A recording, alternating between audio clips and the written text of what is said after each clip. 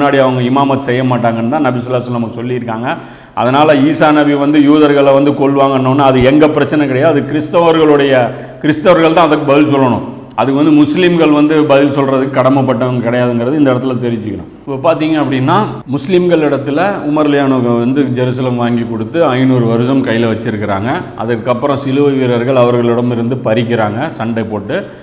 அதற்கப்புறம் அவங்கள்ட்ட யார் மீட்டெடுக்கிறாங்க அப்படின்னா சலாஹுத்தீன் அய்யூபி ரஹ்மத்துல்லாஹி அலைஹி அவங்க மீட்டெடுக்கிறாங்க.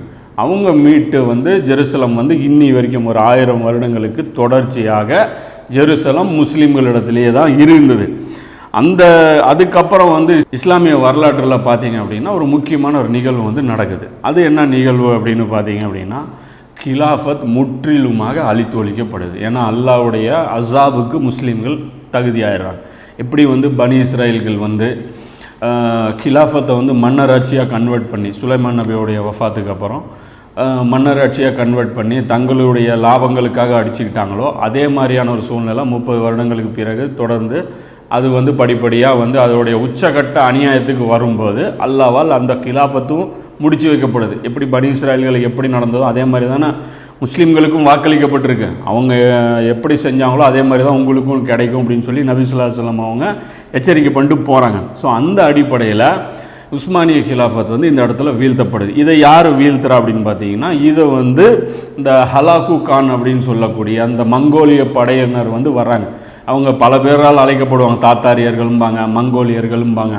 ஸோ இவங்க தான் யாஜூஜ் மாஜூஜுடைய கூட்டம். அந்த கூட்டத்துடைய ஃபசாது செய்யக்கூடிய கூட்டத்தில் இவங்களும் ஒரு கூட்டம்.